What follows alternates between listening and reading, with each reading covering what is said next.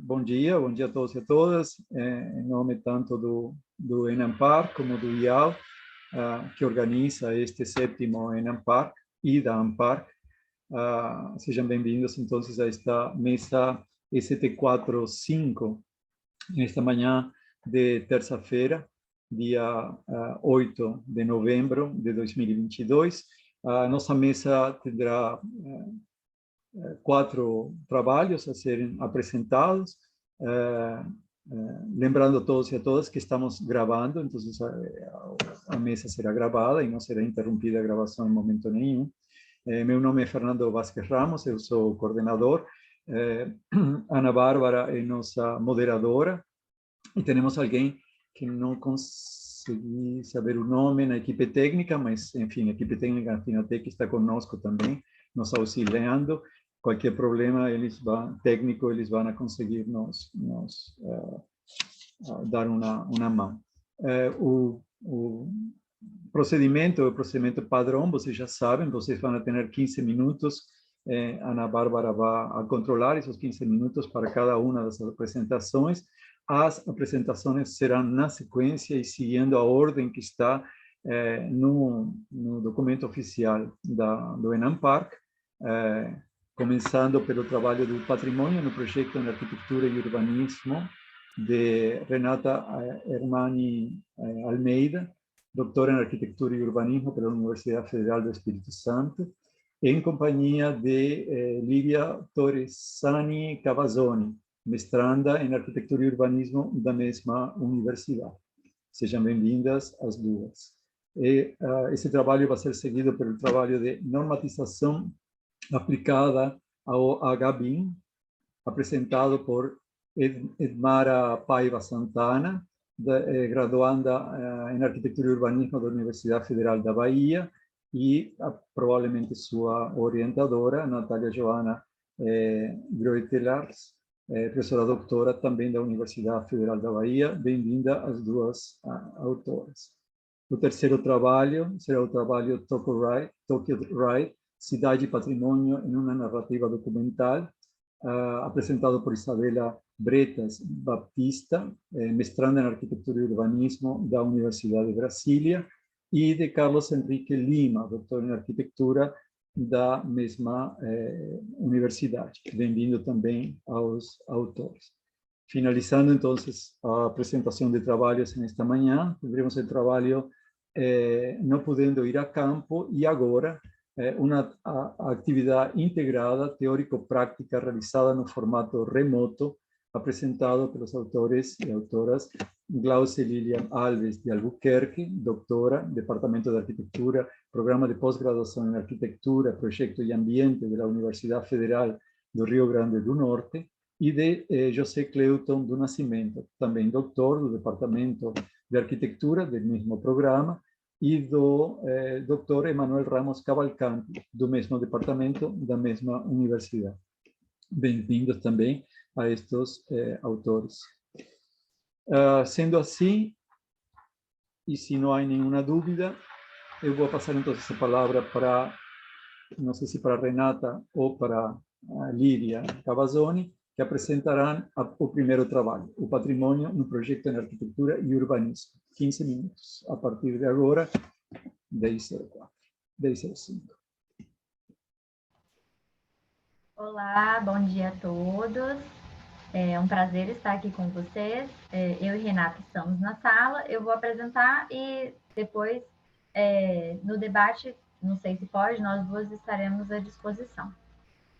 Vou ver aqui como que eu faço para compartilhar a tela. Acho que vocês podem me avisar se eu já estou compartilhando. Sim. Sim.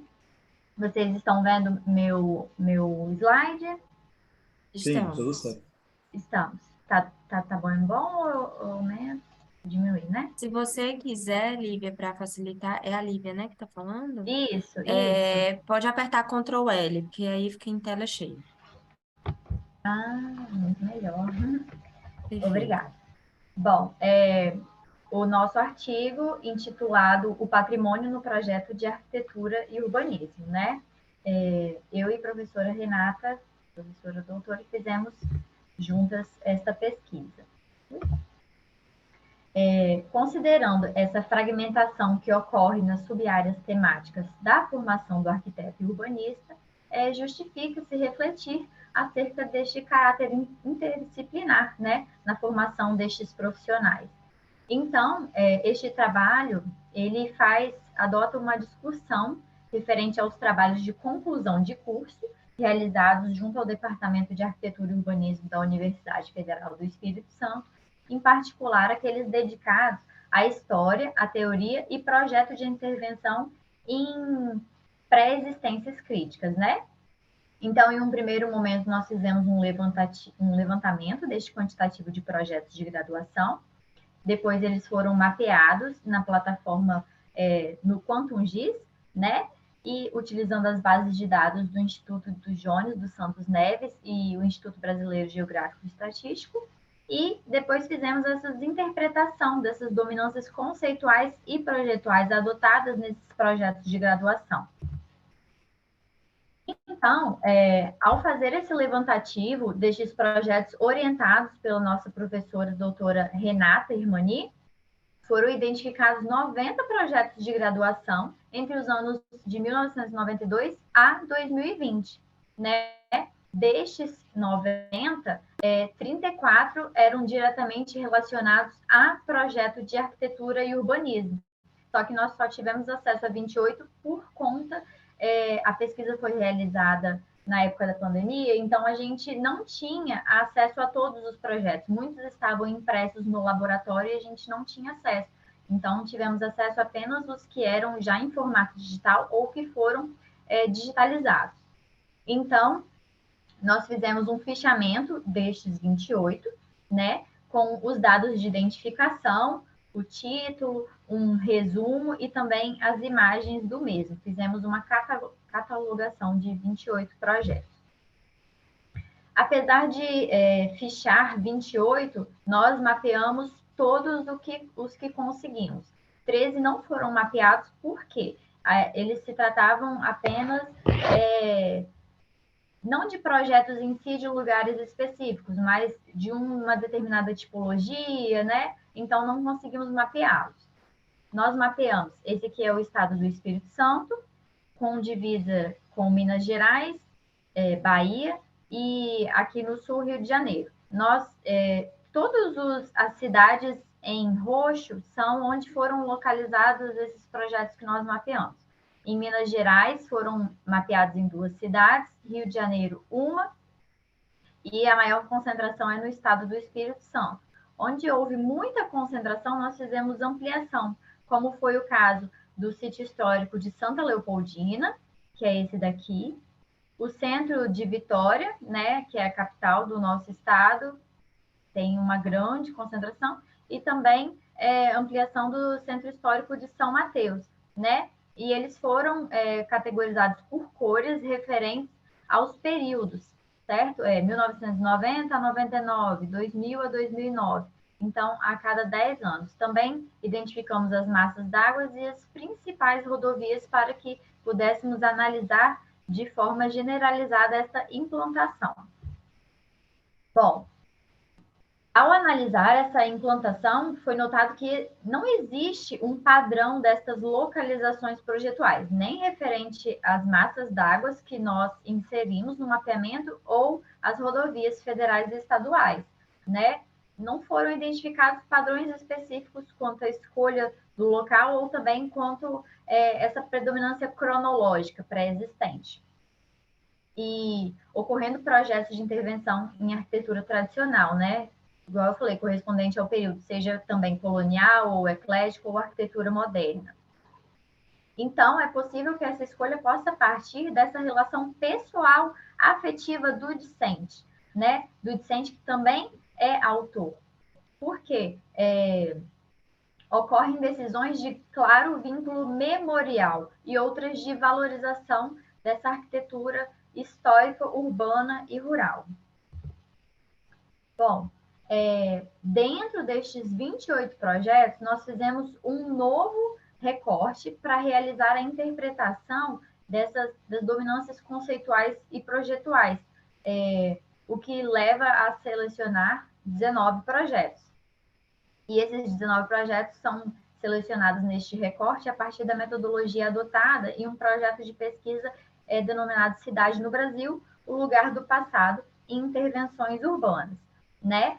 Esse projeto segue a linha de análise e intervenção urbana, que foca nessa relação do tempo e da forma, que manifesta esses pares temáticos, como o antigo e o novo, a conservação e urbanização, a cidade e o monumento. Temos como objetivo compreender esse paradoxo da cidade brasileira, né, e essa relação com a tradição e a inovação. Bom, depois, esses 19 que foram feito o recorte, nós identificamos ele em uma tabela para fazer essa análise das dominâncias projetuais e conceituais. A princípio, nós fizemos uma análise quanto ao gênero de restauro e essa conservação sobre essa construção pré-existente, né? Então, essa primeira análise sobre o gênero, tivemos como base o Luiz Fernandes Galino, de 1992, onde nós analisamos se essa intervenção era masculina, feminina ou neutro, né? Foram identificadas 2 na categoria masculina, quando é evidente esse contraste entre o novo e o existente. 9 identificadas nessa categoria feminina, que é quando alivia esses estragos do tempo com operações de conservações e manutenção, né? E 10 identificadas na categoria do neutro, que é quando sempre mantém esse aspecto interior e as maiores transformações ocorrem no exterior. Então, fica evidente essa escolha do autor com o edifício pré-existente, aplicando as medidas de conservação com interferências mínimas, né? De modo que eles permanece essa história e o esquema tradicional do edifício.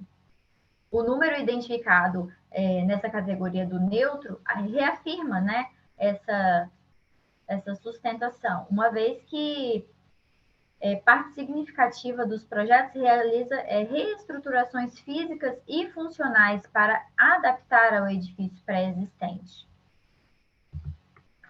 A segunda análise sobre esses projetos foi a dominância projetual sobre essa nova inserção formal baseada em Francisco de Graça, onde são analisados a relação da nova inserção formal com a pré-existente e analisadas sobre a inclusão, interseção e exclusão. A inclusão é quando essa nova inserção formal ela está inserida na área da edificação pré-existente, né? Quando elas dividem todos os pontos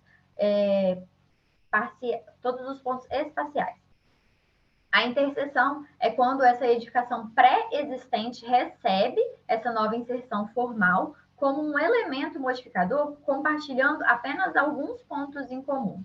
Já a exclusão, não existe ponto em comum entre essas edificações, só que elas podem se conectar, existindo um compartilhamento de área, né? Um ponto conector para esse compartilhamento de área.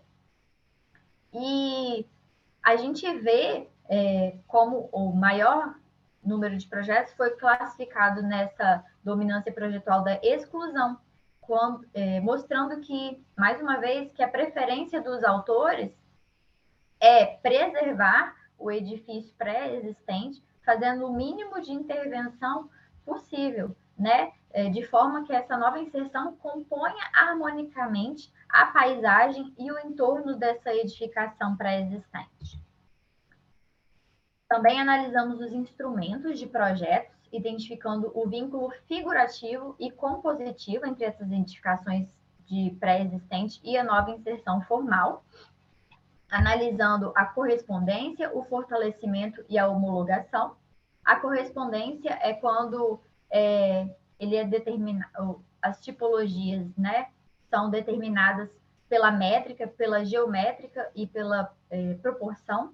O fortalecimento é quando, na nova inserção formal, são utilizados recursos figurativos estilísticos, favorecendo essa continuidade da imagem. E a homologação é quando são utilizados recursos de parentescos tipológicos, né? Em relação a esse número de amostras, dos 19 trabalhos, e o número de instrumentos de projetos identificados, que são 9, são verificados que menos da metade dos projetos selecionados aplica estes instrumentos, sendo identificado uma lacuna, né, nesse instrumento metodológico adotado para essa análise. E, por fim, a gente faz uma análise dos níveis de intervenção dessa nova inserção formal frente à edificação pré-existente. Se essa nova inserção formal foi inserida e projetada em uma modificação circunscrita, modificação do locus, ou em uma conformação urbana, onde a modificação circunscrita ela é dentro do limite da própria edificação ou do lote, a modificação do locus ela abrange essa escala do entorno, né, o entorno imediato do edifício sem realizar intervenções urbanas, e a conformação urbana é quando há essa interação em uma escala maior, afetando essa morfologia de uma parcela da cidade, né? E, na maioria, esses projetos são elaborados dentro do primeiro nível de intervenção, que é a modificação circunscritas, com propostas diretamente relacionadas ao lote e à edificação, né, em si. Em segundo lugar, é notada a escolha da modificação do locus, né, com essa intervenção imediata, e menos utilizadas essas intervenções com a conformação urbana.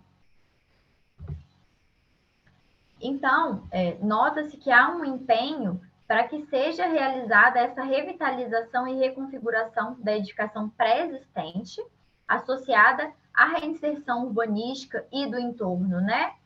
E, então, eles trabalham de forma a reinserir essa edificação pré-existente no cotidiano. E, então, a gente realiza uma reflexão acerca desse caráter interdisciplinar do patrimônio frente a essa formação do arquiteto e do urbanismo, né? Do arquiteto e do urbanismo.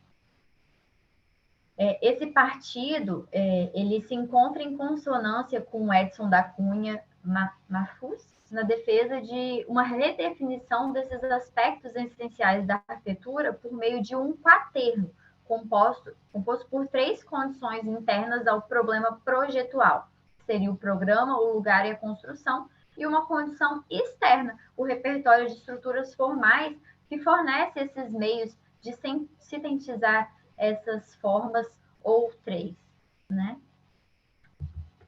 E, então, as considerações finais, nós identificamos que é possível afirmar inexistir um padrão para critério de escolha destes locais de estudos, né, e aplicação dos projetos, e é muito provável que haja essa influência de fator pessoal, memorial com o lugar e a identificação, né? E é analisada a preferência do restauro com as pequenas intervenções nessa edificação pré-existente, favorecendo o princípio da exclusão, né? Onde há sempre, em grande maioria, essa necessidade de inserir uma nova arquitetura que ela atua como um ponto de ligação entre o edifício pré-existente do passado e essa nova forma inserida aqui no presente, mas de forma que não haja essa disputa de olhares, né? E ao extrair esses métodos projetuais, também fica relevante, é evidente a relevância do lugar como uma condicionante para a solução dos estudos, né? Mesmo os projetos a níveis de intervenção circunscritos dentro do seu loteamento, eles adotam essas singularidades territoriais e paisagísticas.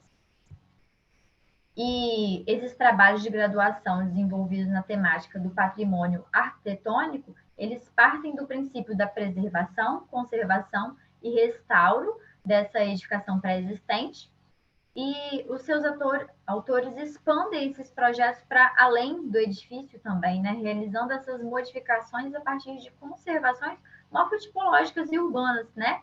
E rurais. Então, frente a essas análises realizadas, é possível afirmar que as dominâncias de caráter interdisciplinar na disciplina, elas existem, visto que que elas estão correlacionadas a esse conteúdo da temática de outras disciplinas, como o projeto arquitetônico, urbano e paisagístico. Aqui fica o nosso muito obrigada, meu e de Renata. Também temos nosso e-mail, caso alguém queira entrar em contato. E nossa pesquisa foi realizada em consonância com o patrimônio, o Patrilab, né? O patrimônio, Laboratório do Patrimônio e Desenvolvimento. Muito obrigado, Lisa. Muito obrigado, Lívia, e muito obrigado também à sua orientadora, a professora Renata Germani. Agora vamos a passar para o trabalho normatização aplicada ao HBIM, Edmara Paiva Santana e Nathalie Johanna Groetelar, por favor. Bom dia, Ana gente. Bárbara, com você agora. Eu vou compartilhar aqui a tela. Vocês me avisam, por favor, quando eu estiver compartilhando. Vocês já estão vendo a minha tela? Sim. Ótimo. Qual foi mesmo o atalho que você disse para ficar em tela cheia? Ctrl L. Ctrl. Não, acho que não funcionou. Lá, se você colocar lá em visualizar, Aplicar zoom? vai aparecer uma opção exibição, modo de tela cheia, Ctrl L. Aí, Ótimo. Pronto. Muito obrigada. imagina. Boa tarde. Bom dia, gente. Eu sou a Edmara Santana, vou apresentar aqui o trabalho. Foi um trabalho desenvolvido junto com a Nathalie, ela está até aqui online, qualquer coisa ela vai complementando aí na apresentação. Nosso tema é bastante ligado, né, às tecnologias BIM. E só para dar uma pequena introdução, destaca-se a maior necessidade de utilização do Build Information Modeling, que é a modelagem da informação da construção, mais conhecido como BIM, provavelmente muitos já devem ter ouvido falar disso, para representar edificações existentes, incluindo as históricas, visando uma série de aplicações como base para o desenvolvimento de planos de conservação e restauro, simulações, bem como auxiliar o gerenciamento da manutenção ou servir como repositório de informações relativas ao patrimônio arquitetônico.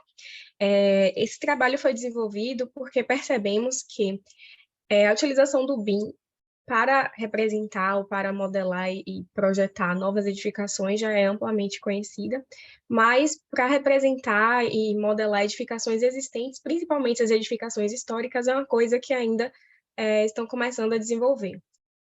E, por isso, a gente percebeu que existe uma necessidade de adequação dos protocolos existentes para o HBIM, justamente considerando, né, as diferenças de modelagem entre o BIM e o HBIM. O HBIM seria o Historic Build Information Modeling, também conhecido como Heritage Build Information Modeling, que seria a modelagem da informação da construção de edificações históricas ou edificações ligadas ao patrimônio.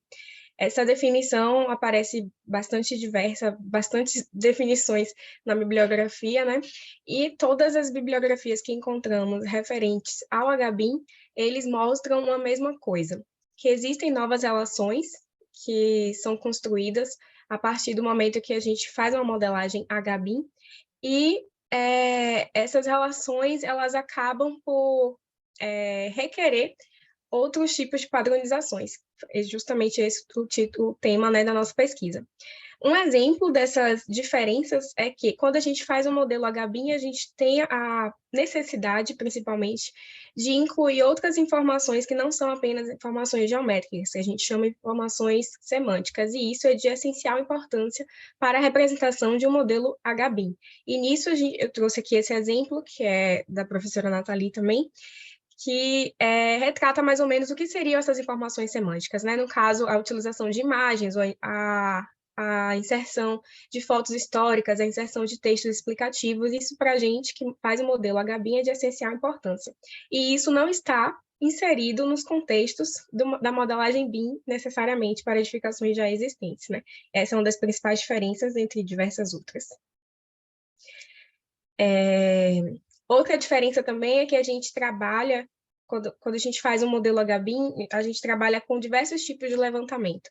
Alguns desses tipos é justamente a nuvem de pontos, que é um levantamento que a gente faz vários tipos de malhas e isso é aplicado no modelo para auxiliar justamente nesse processo de modelagem.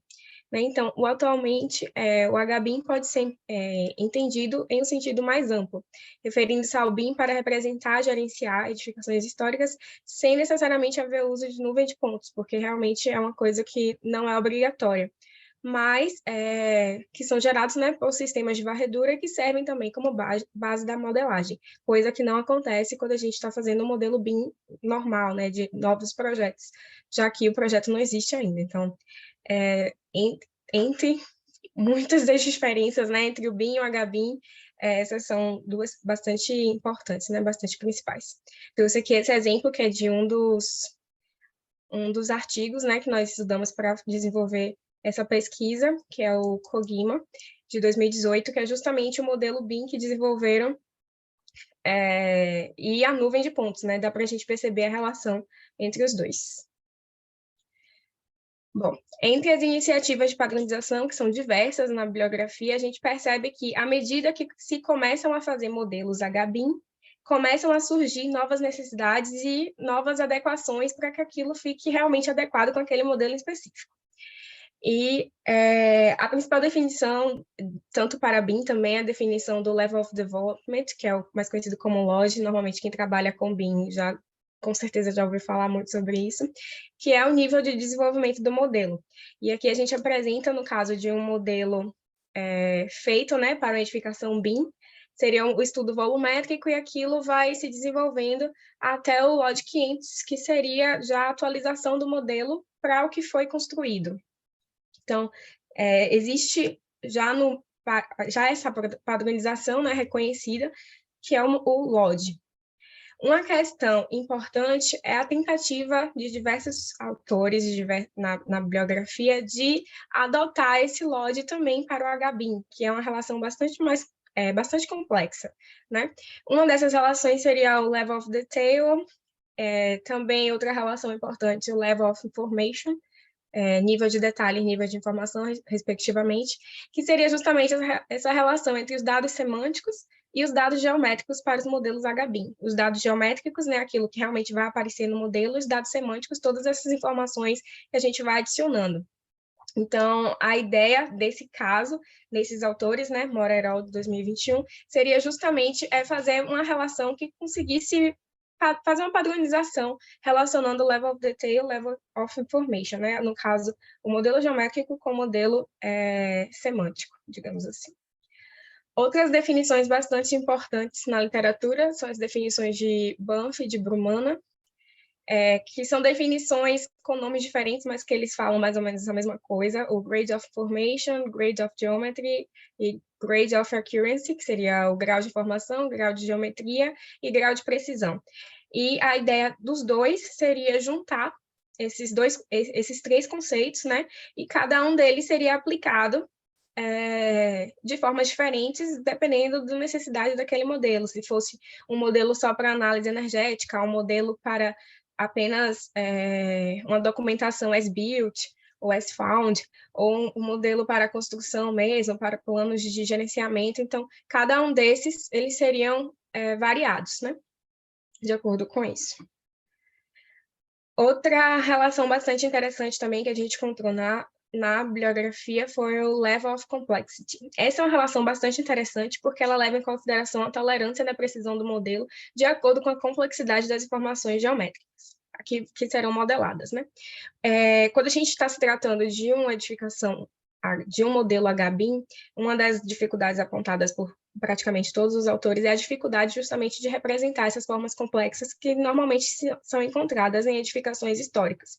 Então, essas formas, a gente percebe que os programas BIM ainda têm uma certa rigidez e essa modelagem fica muito mais complexa. Então, esse Level of Complexity surgiu justamente da iniciativa de modelagem da fábrica Solimene, que eles estavam tentando modelar exatamente como que existia. Então, esse grau de complexidade vai ser justamente uma tolerância entre o que é possível modelar ou que se tem tempo suficiente para modelar e a informação, o modelo, né, que realmente existe. Outras tentativas, claro que existem milhões de tentativas, né, de padronização, de iniciativas de padronização. Uma delas é o protocolo LODIA, que vai unir justamente o conceito de Development, Information e Accuracy, que a gente já falou, né, desenvolvimento, informação e precisão. E outro protocolo também bastante interessante para essa área, né, do HBIM, seria o Level of Knowledge, que é o nível de conhecimento, se a gente for traduzir. E esse nível de conhecimento, assim, é bastante interessante porque ele começa a desenvolver o modelo como se fosse um LOD, entre aspas, né? Mas seria primeiro ali o WOC 100, que seria a parte inicial, né, de identificação, seria o levantamento, seria a nuvem de pontos, e até o LOD 500, que já é o modelo totalmente completo, totalmente detalhado do que existe mesmo. Um dos autores, um dos trabalhos, né, principais para a gente foi esse Maese Tata 2021, que elas fazem um protocolo assim, bastante desenvolvido, né, é uma tentativa bastante desenvolvida, levando em consideração diversos aspectos, a Level of History, que seria, no caso, a história. Vocês estão me ouvindo? Apareceu aqui uma mensagem como se não tivesse, mas tudo bem. Uhum. Seria o nível, né, de história, o accuracy, que ainda levando em consideração a precisão, generation, que tem a ver já com a geração do modelo. E esses três juntos, eles iriam indicar para a gente um LOD, que é o Level of Development, de desenvolvimento, e o que ela chama de Level of Reliability, que seria justamente essa relação de confiança, né, do modelo. E isso tudo ia levar para a gente para um level of quality, que seria o LOC, que ela desenvolve. Então, é uma relação assim, bastante complexa, mas que leva em consideração diversos aspectos, né, que foram modelados, tanto a geometria quanto a informação que é agregada àquilo. Então, de todas as iniciativas, essa talvez seja uma das que devesse mesmo ser continuada, né? Ter as lacunas preenchidas. Tá.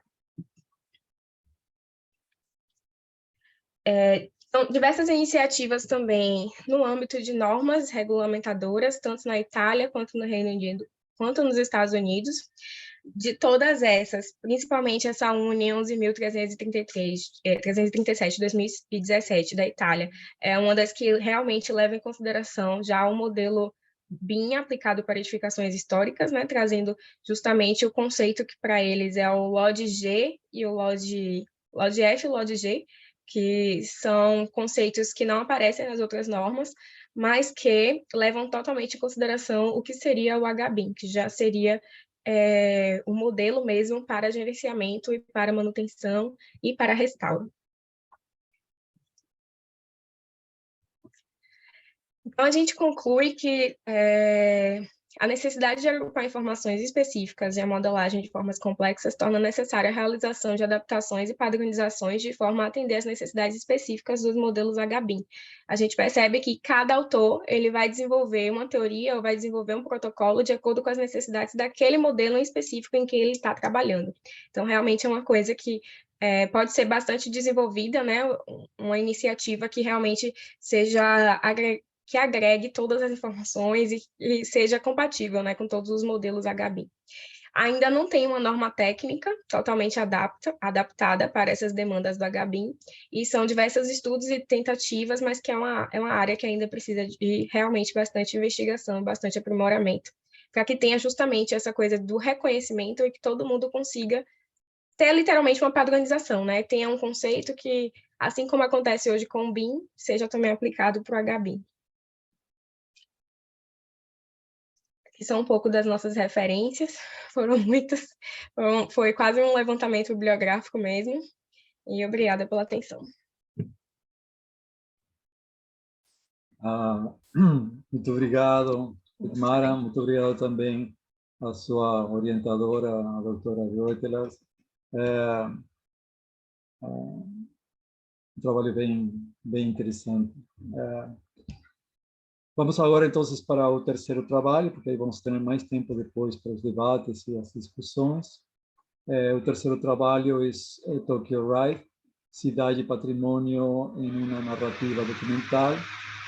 Isabela Bretas Baptista e Carlos Henrique Lima. Isabela, acho que você que vai Ele está aqui. apresentar. Isso. Eu vou compartilhar qualquer coisa, vocês me avisem, por favor.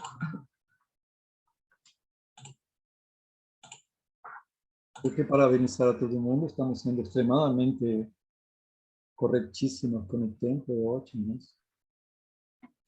Bárbara, eu acho que eu não consigo. Aqui, pelo menos, está falando que eu não posso modificar. Você não pode apresentar? Eu apresento para você aqui, então, só no instante. Deixa... Ah, não, eu acho que eu consegui, peraí. Tá. Acho que tem. Foi. Foi, né? Tá. Foi. Eu vou passar 2 vídeos de 2 minutos, e aí eu interrompo aqui, Ok. ver se vocês Isabela, vou te pedir só para fazer a mesma coisa, apertar Ctrl L, que daí fica em tela cheia. Isso, perfeito. Certo. Vou começar a marcar teu tempo. Tá bom, obrigada.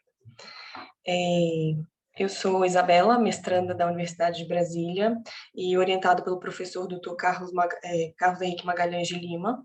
Juntos a gente escreveu o Tokyo Ride, Cidade e Patrimônio, uma narrativa documental. Então, o artigo é uma reflexão sobre o patrimônio no espaço metropolitano contemporâneo, né, uma reflexão teórica que considera o binômio da transformação e permanência como essencial, né, para a prática e pensamento da cidade, e as referências teóricas foram justapostas a partir de temas levantados do filme, né, o documentário que a gente vai apresentar aqui. Os temas principalmente são relacionados ao caráter instável e híbrido de Tóquio e sua repercussão no cotidiano e influência na experiência do projeto, né? Então, com esse trabalho, a gente espera poder contribuir para fomentar reflexões críticas acerca do patrimônio em metrópoles contemporâneas, reposicionando a importância da questão cultural, que a gente traz muito aqui, a partir de outras mídias para o debate, né? Bom, então, o documentário ele é assim, preto e branco, e vale ressaltar aqui também que o artigo é parte essencial de uma investigação mais extensa, que é a dissertação sobre a Kazuo Sejima, né, que a gente está finalizando na Universidade de Brasília, e se faz fundamental para que a gente possa melhor entender tanto os aspectos da dinâmica da cidade contemporânea, quanto os aspectos culturais e geográficos que interferem diretamente nessa construção da metrópole, né, que se transforma todo dia. No artigo, a gente utiliza, então, o Tokyo Ride para investigar as relações entre os aspectos espaciais e as questões que ligam a uma rápida transformação das metrópoles contemporâneas. O filme apresenta, então, Tóquio, né, a partir de um passeio de carro que os diretores Ila Becca e Louise Lemorne fazem com o Ryo Nishizawa, no Alfa Romeo do Nishizawa, que é intitulado Julia. E é interessante que Nishizawa nos apresenta uma relação íntima com o carro, até cômica, por vezes, e que pauta parte do percurso, porque, por ser um dia chuvoso, né, eles até introduzem o documentário assim, falando que, assim, todos os dias eram de sol, e esse, infelizmente, foi chuvoso, e foi o dia que eles marcaram para poder fazer esse passeio. O carro, que é bem antigo, não funciona, e o itinerário passa a ser definido pela vontade do carro, assim. Então, além disso, aqui, né, a cidade se define mais pela sucessão dos edifícios do que pelo movimento do pedestre, né? Ao longo do percurso, são poucas as vezes que o trio permeia locais da cidade. E quando acontece, eles vão ao escritório Saná, que é o escritório do Ryo Nishizawa, junto com a Kazuo Sejima, também a casa da Kazuo Sejima, há um café e há um projeto de Nishizawa, também é um estádio olímpico. E é um projeto de Nishizawa que é quando fecha o documentário. Então, esse passeio por Tóquio acontece primordialmente dentro do carro, né, e gira em torno do debate da cidade e da arquitetura contemporânea. É uma cidade que também, Tóquio é uma cidade que também instiga o debate do binômio transformação e permanência, né, por mostrar o patrimônio, como vemos ao longo do documentário, como híbrido e instável, né. Então, a primeira seção do artigo a gente denomina como patrimônio e metrópole contemporânea, a gente apresenta as tensões do debate. Aqui a gente fala dos processos de hibridação e contínua mutação da cidade, né, e integração na vida contemporânea de edifícios históricos, e o aspecto patrimonial na dimensão cotidiana, como temática principal do contexto urbano. E com isso a gente traz um exemplo de patrimônio industrial, né, que são as construções sóbrias, mas que são facilmente adaptáveis a mudanças nas normas de utilização e que podem contemplar usos públicos e privados, por exemplo. A gente também traz o exemplo do Nakagin Capsule Tower, que é um edifício misto localizado em Shimbashi, em Tóquio, e foi construído em 72 e assinado por Kisho Kurokawa, um dos grandes nomes do metabolismo japonês. O metabolismo, né, foi um movimento que surgiu no Japão pós-guerra e investigou e produziu acerca de uma ideia de cidade de futuro habitado por uma sociedade de massas, ou seja, em grande escala, propondo estruturas flexíveis e extensíveis, como um crescimento similar ao organismo biológico, e como a gente vê aqui em Nakagin. A intenção era que o edifício tivesse uma vida útil de 25 a 30 anos, mas Tóquio, com um ritmo de mudança ainda mais acelerado, acabou tornando o Nakagin um edifício obsoleto que não combinava mais com a dinâmica da cidade. Inclusive, a gente recorre a Beatriz Colomina também, quando diz respeito aos meios de comunicação como definidores da cultura, né, do século XX.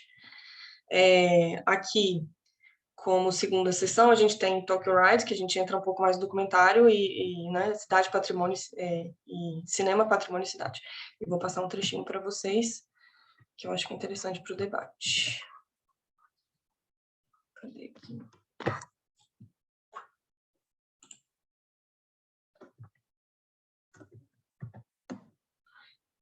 Qualquer coisa vocês abaixem o volume, porque... é só uma observação. Eu não consegui botar a legenda em português. Então, qualquer coisa que vocês tiverem de dúvida, a gente pode conversar depois também.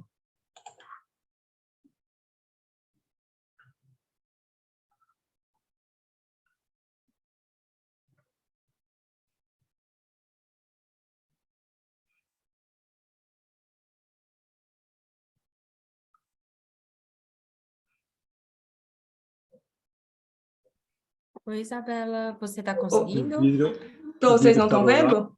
vendo? Não, a gente não está vendo. Eu acho que Tá. você deve estar com uma aba específica para exibição e daí não está Ah, vendo. tá. Então, é melhor compartilhar de novo só esse vídeo, né? Acredito que sim. Tá bom. É,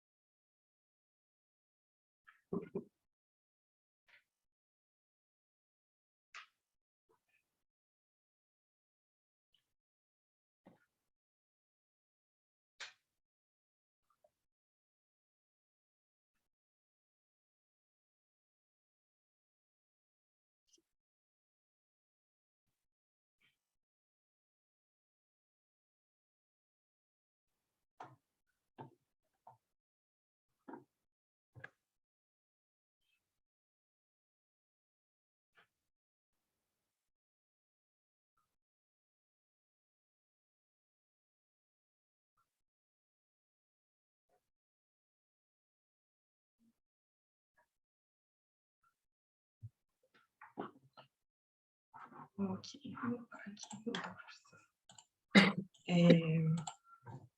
Bom, então, com o filme, né, a gente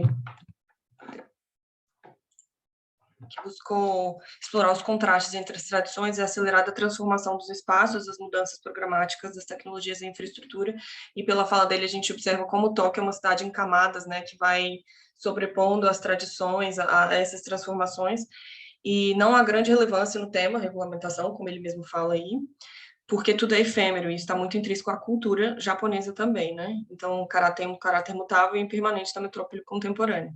Então, a gente busca explorar as noções entre público e privado, que são relações limítrofes que se diluem também. E, a exemplo, a gente traz, em outra parte do documentário que eu não trouxe aqui,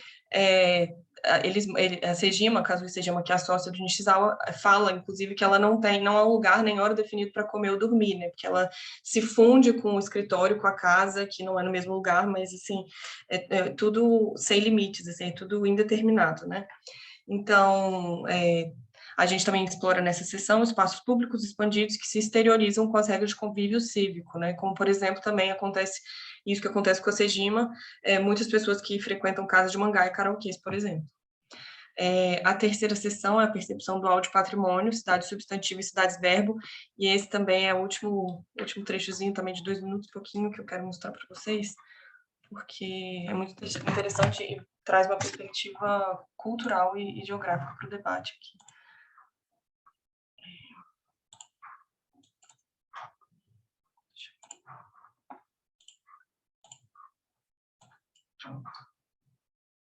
Estão vendo? Sim. Tá.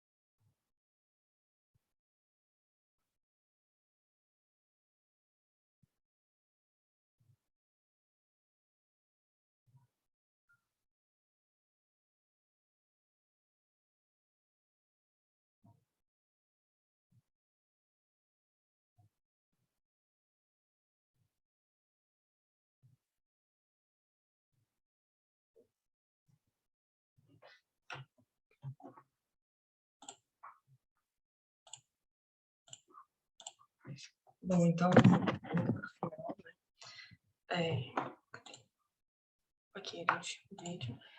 E, então, com essa parte, a gente buscou explorar os contrastes, né, entre os países continentais e países de formações de arquipélagos, como ele próprio coloca, e ele faz uma analogia à linguagem, né, substantivos e verbos, de forma que os substantivos, que são os países continentais, são mais, apresentam mais uma percepção condensada, maciça e mais rígida, e ele até relaciona em outras teorias também, se relacionam por exemplo, as construções da Europa, e diferentemente do como eles consideram esse patrimônio, né, no Japão, nesses países insulares que são fluidos, ilusórios e ficam em movimento. E outra coisa que está intrínseca também a essa parte é a questão da percepção japonesa acerca do momento presente, né, do agora, em meio ao eixo do tempo, porque para eles isso está intrínseco na cultura também. Então, esse movimento natural das coisas como princípio primordial do cosmos ou da natureza, né, ele mesmo fala das percepções artísticas e percepções do corpo no espaço, como exemplo, são bem presentes, né, assim, essa efemeridade das coisas. Então, como considerações finais, a gente trouxe a discussão sobre aspectos patrimoniais relacionados à dinâmica urbana, relações entre imagem dos edifícios e dos conjuntos urbanos, modificações da dimensão cultural, e o caráter, a gente tentou entender um pouco melhor o caráter híbrido, como o caráter híbrido opera como emblema e signo de uma cidade diuturna, né, como no caso de Tóquio, com usos e fisionomias em constante mutação. E também a gente trouxe, que isso é fundamental para a discussão também, a oposição de termos entre cidades substantivas e cidades verbos, com destaque aos aspectos geográficos e culturais. Essas são as referências, e é isso. Muito obrigada. Muito obrigado. Isabela, muito obrigado também ao Dr. Carlos Henrique de Lima. Uma excelente apresentação, que havíamos visto no documentário, achei interessante debater. Bem, nós estamos muito bem de tempo e vamos agora para a última, a apresentação. Não podemos ir a campo e agora uma atividade integrada, teórico-prática, realizada no formato remoto de Glaucia Lilian Alves de Albuquerque e de José Cleuton do Nascimento. E de Manuel Ramos Cavalcante, desculpe, são 3 autores. Acho que quem vai apresentar é Manuel. Olá, bom dia, seremos nós. Ótimo. Eu sou Glaucia e o professor Manuel complementará. Eu vou tentar aqui exibir nossa apresentação. Obrigado, Glaucia. Bom, eu não estou muito familiarizada com o Zoom, me confirme se está total e se está ok, se estão ouvindo bem. Tá perfeito, Pronto, Glaucia. Emanuel, qualquer coisa, ele pode interromper aí. Então, bom dia a todos, nós somos professores da UFRN, do Departamento de Arquitetura, e essa experiência é uma atividade que nós já vemos desenvolvendo há alguns anos com a turma do 3º período do curso de graduação, tá? Eu vou só puxar aqui a imagem aqui que está cobrindo um pouco do meu texto. Pronto, consegui. Então, essa experiência nós já realizamos de formato presencial e, diante da Covid, da pandemia da Covid-19, a gente se viu com uma dificuldade de realização do mesmo modo. Como é que acontecia isso? Nós fazemos uma viagem de campo para uma cidade de valor patrimonial histórico, barroco, colonial brasileira, próxima a Natal. Me perdoem que chegou um barulho aqui na minha rua, não sei se vocês estão conseguindo ouvir. E a proximidade de Natal, a gente tem a cidade de Olinda, Recife, Igaraçu, João Pessoa e o Brejo Paraibano, que é uma região que comporta a cidade de Areia, Lagoa Grande, Bananeiras, enfim. Então, a gente tem sempre feito esse momento integrado, onde nós viajamos com as turmas a cada semestre e, a partir daí, nós desenvolvemos um trabalho único em que eles apresentam após essa apreensão no lugar. Com a pandemia, a gente foi impossibilitado de sair para a visita. E aí veio a possibilidade de realizarmos num outro formato, que seria o formato remoto, tentando minimizar as perdas que acontecem de uma situação como essa. Tá? Então, como foi que nós desenvolvemos? Visitas virtuais. Essas cidades, elas são escolhidas por turma, então nós fizemos 4 períodos. O exemplo que nós trouxemos foi de 3 períodos. Uma turma nós viajamos virtualmente para Olinda, no semestre seguinte para João Pessoa, e ainda no demais para Areia, na Paraíba, tá? Eu esqueci de dizer também que nós somos professores de 3 componentes curriculares distintos. O professor Cleuton é o responsável por História e Teoria da Arquitetura do Urbanismo 1, professor Emanuel, Planejamento e Projeto Urbano e Regional 1, e eu ministro a disciplina área de representação, que é Comunicação Visual. Então, nós mantivemos a abordagem metodológica parcial, aulas teóricas, palestras, a revisão de literatura, e o registro de campo que nós fazemos em loco passou a ser virtual. Eles passaram a fazer desenho à mão livre, com as observações das apreensões visuais dos recursos tecnológicos, né, que foi a visita online, e registro de fotografia, de vídeo, enfim. Fizemos percursos também, tudo utilizando esse formato, né? Então, o grande impasse que nós tínhamos é como conduzir esse ensino, como é que a gente poderia usar alternativas metodológicas que pudessem oferecer de forma satisfatória e tentar diminuir essas perdas que a gente entendia que precisava ser pensado, tá? De como eles iam apropriar. Bom, então cada professor aborda seu conteúdo de forma prévia. Nas unidades anteriores, nós temos 3 unidades avaliativas, essa atividade é a 3ª, e aí nós aplicamos os conhecimentos trabalhados anteriormente nessa última atividade, tá? Então, o aporte teórico, entre os destaques, os vários autores, a gente destaca Baeta, trabalhamos a cidade barroca, a cidade contemporânea e os agentes produtores da cidade com Correia, e os planos diretores da cidade, a parte de legislação. E a sinalização, nós trabalhamos com o Guia Brasileiro de Sinalização Turística, tá? O que mudou, na verdade, para nós foi a visita em loco, que nós tentamos um outro formato, e a apresentação final dos resultados também, que nós precisamos nos apoiar nas ferramentas digitais. Bom, já falei sobre as cidades que nós visitamos, a realização de percursos, a gente define com eles um roteiro, do que eles precisam aprender e observar nessas visitas virtuais. Cada grupo define o seu percurso, a cidade é a mesma, mas os percursos variam de acordo com a apreensão de cada grupo.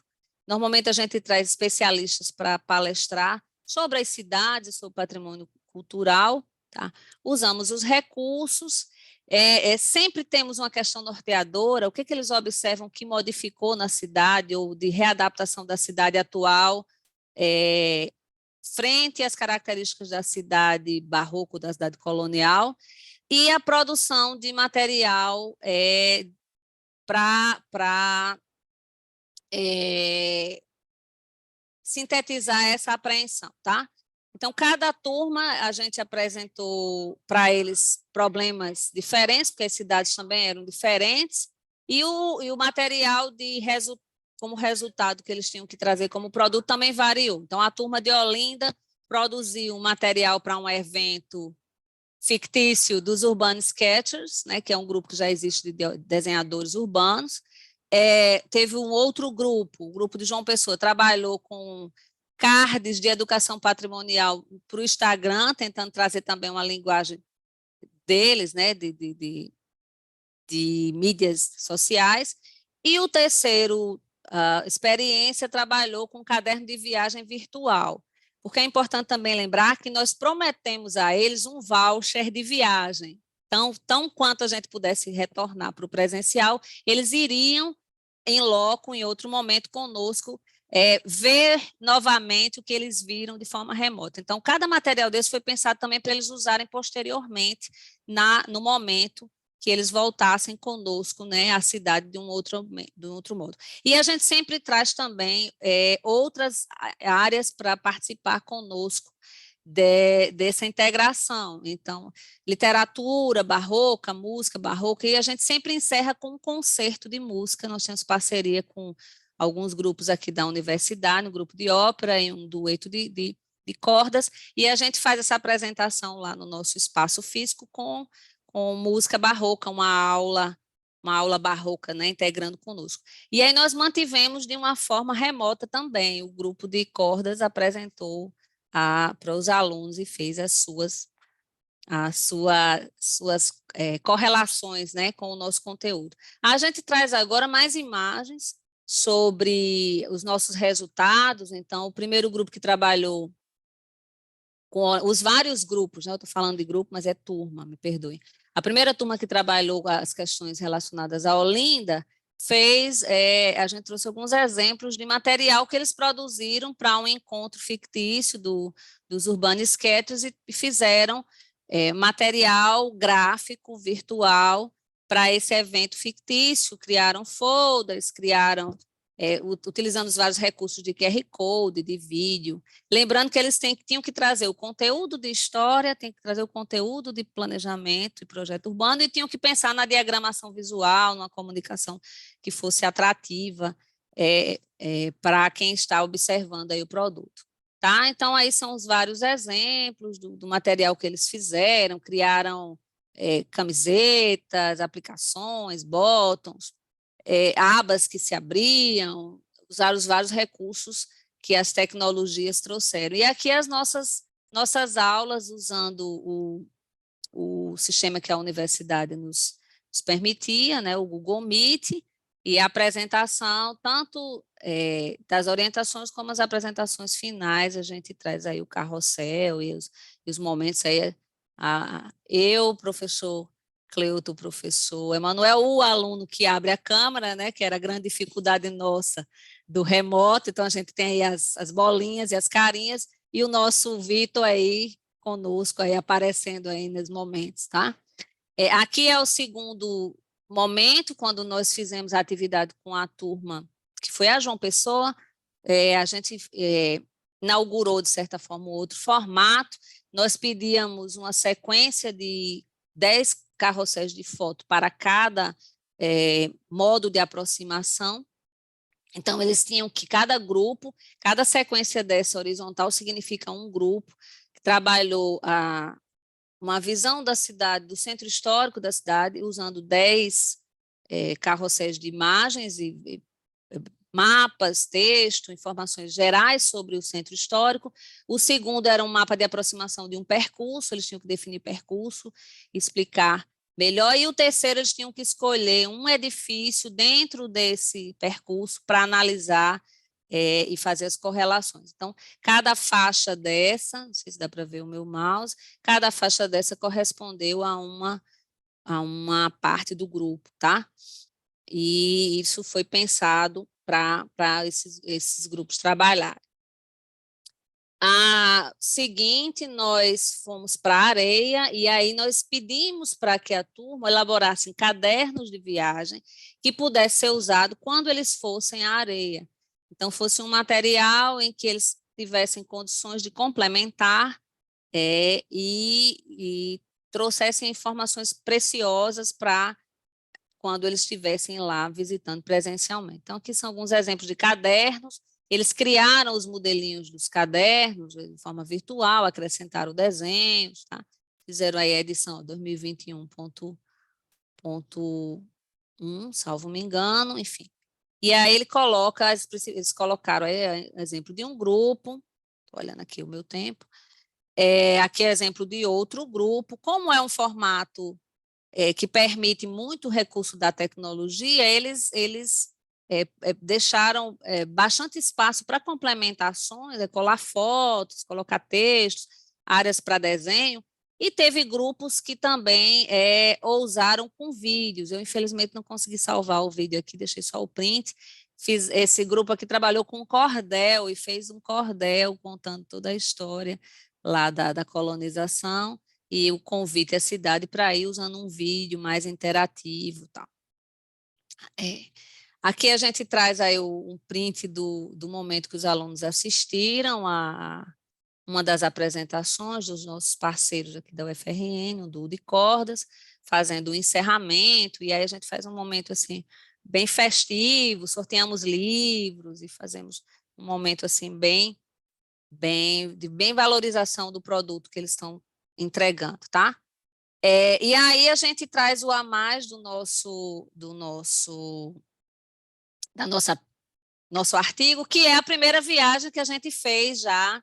Nós escolhemos João Pessoa e Olinda e a Cidade de Areia também pensando de forma estratégica, porque nós poderíamos, as turmas têm em média 20 alunos, então nós pensamos em juntar 2 turmas, levar um ônibus maior, e aí a gente fez a primeira viagem com as 2 turmas que foram do ano de 2020. A turma de Olinda ganhou o bônus de ir a João Pessoa e a turma de João Pessoa ganhou o bônus de ir a Olinda também, e nós fizemos uma viagem única de 3 dias com as 2 turmas, visitando as 2 cidades, e aí pagamos nossa primeira dívida, vamos pagar a nossa próxima com 2 turmas na cidade de Areia, que nós iremos no começo do semestre. Geralmente a gente faz no comecinho do semestre, para não atrapalhar o andamento do semestre seguinte. Então, aqui foi a nossa experiência, e na volta a gente trabalha com eles um painel síntese construído a várias mãos, e eles vão colocando todos os materiais que eles trabalharam de foto, de desenho, correlacionando com o conteúdo que nós trabalhamos previamente, tá? Então, a gente entende como considerações finais que foi satisfatório. A gente conseguiu minimizar muito das deficiências. É óbvio que a visita coroou, mas a visita presencial coroou, mas dentro de uma escala de 0 a 10, eu acredito que a gente chegou a pelo menos 70%, 80% do satisfatório que a gente queria. Isso aí é uma apreensão minha, não é dos meus colegas, falando por mim só. E essa geração muito antenada com essas questões das tecnologias traz também para a gente essa facilidade de usar pranchetas digitais, Miro, Jamboard, eles mesmos trazem muitos recursos e ajudam muito, tá?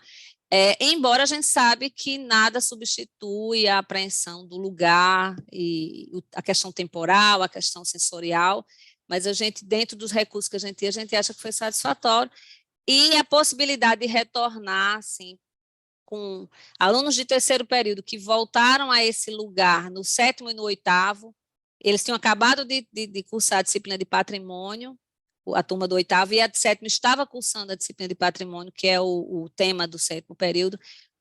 Uma coincidência feliz, foi muito importante também, porque eles trouxeram um conhecimento prévio que funcionou, né?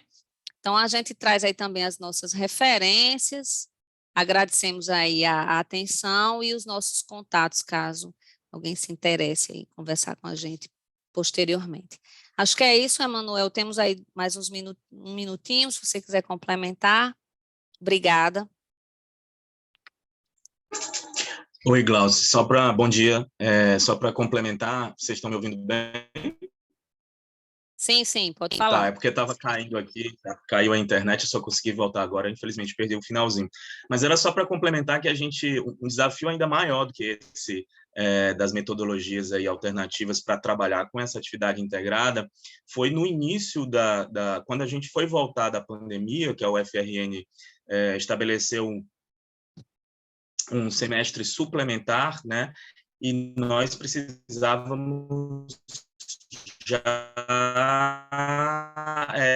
testar algumas dessas ferramentas. E fizemos isso no 3º período, antes dessas atividades integradas, até mesmo para estimular os alunos, de grande desafio, que foi desenvolver com eles uma atividade que a gente fez um concurso, inclusive, para a marca e para o título, né, do que seria uma página de Instagram, que acabou se chamando Almanac, né?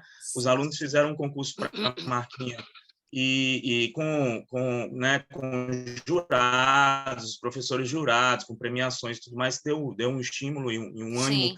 no momento que era quase que desespero, no final de contas, né? Nós passamos esse primeiro semestre remoto, né, de experiência no semestre remoto, postando os professores todos do período, não apenas dessas 3 disciplinas, todos postando semanalmente no Instagram textos, né, apropriados ao tamanho que o Instagram permite, com os carrosséis de 10 imagens, né, com conteúdos complementares aos conteúdos das disciplinas, e isso foi muito bem recebido pelos alunos, né, principalmente por não só motivá-los, como também mostrá-los que haveria daí por diante, não sabíamos por quanto tempo na pandemia, a necessidade de nos reinventarmos, portanto, a partir desses recursos remotos, Digitais, né, dessas tecnologias, que no final de contas, né, para eles com certeza foi mais fácil do que para nós professores, que não éramos muito habituados com algumas delas, mas aprendemos muito. Principalmente havia até professor que não tinha conta no Instagram e teve que criar para que pudesse acompanhar, fazer as postagens e acompanhar as curtidas e os comentários dos alunos. Era só para lembrar um pouco dessa trajetória que começou ainda antes desse trabalho integrado, com essa experiência do Almanac, né, que a gente saiu durante acho que a primeira parte de 2020, nesse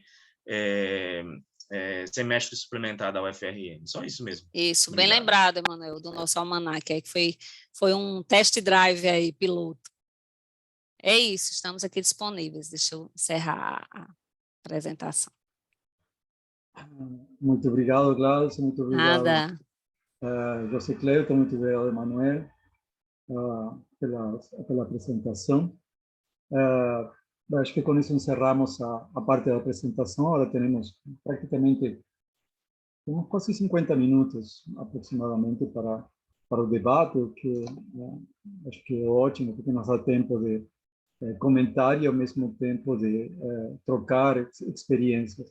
Eu gostaria de parabenizar a todos, a Renata, a Lívia, a Edmar, a Nathalie, a Isabela, a Carlos, Glaucia, a José Cleuton e a Emanuel pelas excelentes apresentações. Os trabalhos são todos instigantes e de alta qualidade. Este en Ampar, que é de alta qualidade, em geral são, tá? Cada vez são melhores, e isso é importante que seja dito. Mas os trabalhos, veja, esta é uma mesa de patrimônio, parece qualquer coisa menos uma mesa de patrimônio, o que é fantástico, porque demonstra a resiliência e a amplidão que o patrimônio tem. O patrimônio não é só uma questão de restauro, ainda que nos cursos de graduação ele se limita praticamente a umas questões relacionadas com o restauro, mas é uma questão de cultura, não? Uma questão de outras visões que se podem fazer sobre o patrimônio. E aqui temos várias, não só novas tecnologias, como pode ser como o HBIM, sino a própria resiliência que nós tivemos que ter durante a pandemia para conseguir continuar dando aula, né? E conseguir dando aulas com uma dimensão, a dimensão do patrimônio, a dimensão da visita às grandes cidades históricas, que evidentemente ficou extremamente afetada por essa situação, né?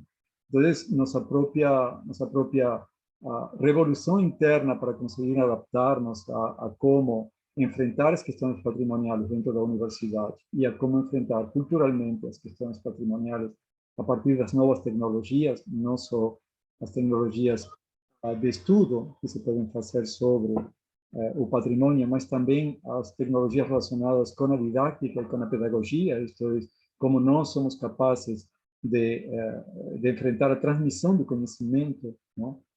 Sobre o patrimônio, são fundamentais, não? Me parece que tanto o primeiro trabalho do patrimônio como projeto em arquitetura e urbanismo, como este último trabalho, que não podemos ir a campo, mas vocês foram. Acho que o título é mentiroso, tá? Vocês realmente foram. Foram de várias formas, además, porque vocês foram também virtualmente. Então, o ir, eu me lembro de Pessoa, não? Pessoa dizia que ele viajava muito, pois ele nunca saiu de Portugal. Por quê? Porque a viagem dele era a viagem que se fazia através da sua própria experiência espiritual e experiencial, não? Como ele se posicionava perante o mundo sendo um português. Então, me parece que aí temos essa visão que además conversa com esse outro lado da visão que nos dá Tokyo Ride, de uma visão totalmente oposta à nossa, não? Esse nosso mundo, que é um mundo mais material, um mundo realmente substantivo, um mundo que trabalha dentro das condições das permanências, para usar um pouco as palavras de Rossi, é um mundo quase que contrário ao mundo japonês, de nossas antípodas, não? De nosso lado contrário, que é um mundo das elucidações, não? Que é um mundo de um andar vago. A própria cultura japonesa, não sei se vocês lembram, mas os japoneses, eles desmontam seus templos, não? O templo é desmontado cada 60 ou 70 anos, não me lembro agora exatamente o tempo, mas cada X quantidade de anos os tios vão e desmontam o templo inteiro e montam um templo de novo, fazem um templo novo. Então, as construções japonesas todas parecem novas porque, de fato, são. Mas todas são respeitando a tradição. Então, a tradição tem uma dimensão que é um pouco diferente que a nossa, né? A nossa é a tradição da pedra, e talvez a deles é a tradição da madeira. São tradições diferentes. Tradições que se estruturam a partir de conceitos diferentes da própria cultura. Então, me parece que temos aí, entre todas essas apresentações tão maravilhosas que estes colegas tão preocupados pelo patrimônio e pelo ensino nos deram, temos aí uma porta bastante interessante a esse aspecto múltiplo, a essa dimensão múltipla que o patrimônio nos apresenta, tanto como um requerimento técnico, nós temos requerimentos técnicos sobre o patrimônio, como requerimentos culturais, né? E isso abre, me parece, o espectro das possibilidades. Por isso estou muito feliz de haver conduzido nada, eu não fiz nada, não? Ana Bárbara fez tudo, aí eu simplesmente escutei, o que foi ótimo também. Mas estar tentando conversar com vocês me parece que é muito gratificante para nós. Esqueci de falar, mas enfim, eu estou em São Paulo, eu sou professor da Universidade São Judas Tadeu, uma universidade privada, e sou também o coordenador da pós-graduação. Por lo tanto, temos uma relação bastante grande também com as áreas de pesquisa e a área extensionista da universidade, e uma linha totalmente dedicada às questões da preservação, ainda que mais do patrimônio moderno, mas, em geral, aos aspectos gerais da preservação. Então, fiquei muito contente com esta mesa que me foi gentilmente dada pelos organizadores. E agora vou abrir, então, essa palavra para vocês mesmos, caso vocês queiram se perguntar entre vocês ou ao resto dos colegas que estão presentes na mesa, caso queiram fazer algumas perguntas. Se ficamos muito tímidos e não há nada, eu tenho algumas preparadas, então não se preocupe, que sempre teremos algum diálogo. Mas, enfim, devolvo a palavra para vocês, devolvo a palavra para a Ana Bárbara, caso queira fazer esses comentários, e aí podemos começar o debate. Muito obrigado a todos e a todas, aliás. Ana, você.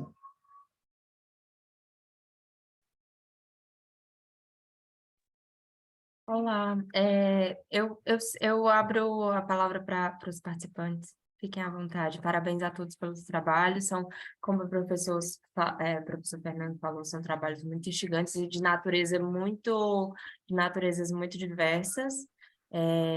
Mas abro a palavra para vocês para a gente ouvi-los. Alguém se dispõe?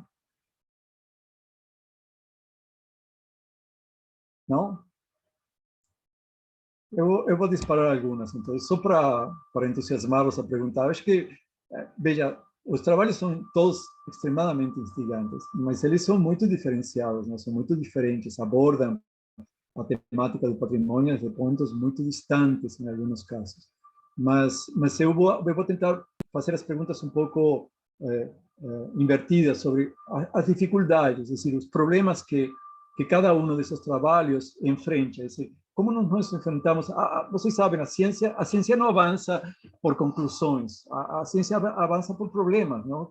Como nós enfrentamos os problemas e como esses problemas nos modificam a maneira de ver o mundo. A pandemia foi isso, não? A pandemia nos obrigou a ver o mundo de uma maneira diferente. A pandemia não é um progresso, ao contrário, a pandemia foi um retrocesso, mas esse retrocesso influenciou a ciência e a ciência influenciou a sociedade para transformações que eram inviáveis de ser pensadas em 2019. Então, talvez, enfrentar as questões problemáticas, questões talvez que não nos dão um sentido muito claro do que vamos a poder fazer com aquilo que nos enfrentamos, quando ele digamos, não negativo, mas ele não se apresenta como um progresso sucessivo sobre o que está acontecendo, sino como um retrocesso, talvez seja interessante. Eu vou começar de trás para frente só por uma questão de seguir alguma ordem, poderia haver sido qualquer outra. Mas no caso de Glaucio, de José Cleuto, de Manuel, a pergunta que me ficou na cabeça foi, bom, tudo bem, a pandemia não passou, agora estamos aqui em São Paulo, pelo menos com um rebrote do Covid, do SARS, e estamos preocupados de novo com esse assunto, ele não está matando, isso nos deixa mais tranquilos, mas não deixa de ser preocupante. Mas imaginando que passou, qual é o que vamos a fazer? Se tivemos todo esse contato com esse mundo digital, fizemos todo esse investimento de 2 anos enormes em criar protocolos, processos, procedimentos, em empolgar os alunos para fazer algumas coisas, e agora tudo isso vai permanecer, e se permanece, ele permanece em que medida? Qual é a dimensão que vocês imaginam que esse mundo digital, esse mundo do distante, esse mundo do não presencial vai ter como influência sobre o futuro? O futuro, neste caso, pedagógico, não? A dimensão de vocês é uma dimensão didática do problema da preservação e do patrimônio. Vão fazer o quê? Vão seguir? Quer responder, Cleuton? Bom dia, pessoal. Tudo bom, Cleuton? De início, eu peço desculpas, porque tive alguns problemas de conexão, mas aí consegui acompanhar boa parte dos trabalhos, das apresentações. Fernando, eu acho essa sua pergunta assim, fundamental, né? Porque realmente nós passamos aí por essas dificuldades, tivemos que, de vários momentos, nos reinventarmos, né? E aí, né, nesse entendimento, né, que essa questão do processo de ensino-aprendizagem, né, nós também, né, devemos muito a essa questão do corpo docente, o que eles nos trazem também como processo de aprendizado mesmo, né? Então, eu vejo assim que um dos aspectos que eu considero que vai ficar seria, primeiro, não é que não tivéssemos antes essa relação clara de processo de ensino-aprendizagem, em que nós temos aí um diálogo, né? Mas é que realmente reforçou, né? Então, todos esses produtos aí que foram mostrados, né, no meu entender, eles revelam, né, essa necessidade de reforçarmos essas práticas, né, nesse entendimento desse processo de ensino-aprendizagem. Nós realmente aprendemos muito, né? Eu acho que isso é uma coisa para ficar, né? Uma outra coisa, Fernando, é essa possibilidade, assim, de termos, né, algumas contribuições com relação à questão de ampliarmos o leque, né, dessa questão desses processos em que nós podemos, por exemplo, contar com a contribuição de pessoas que não estão aqui na nossa, digamos, no nosso cotidiano. Então, inclusive, isso é uma coisa que está acontecendo, né? Então, nós estamos investindo também nessa questão de trazermos palestras com transmissão, formato híbrido, né? Então, imagina assim, essa possibilidade de trazer grandes referências, falar sobre a questão da preservação do patrimônio em uma transmissão, certo? Então, acho que isso também é algo que necessariamente veio, assim, para ficar. Nós tínhamos essa possibilidade, e não nos tocávamos para isso, pelo menos essa uma experiência minha. Agora, por exemplo, na volta, inclusive na próxima semana, vamos preparar a nossa próxima viagem para a Areia e já vamos contar aí com essa questão de algumas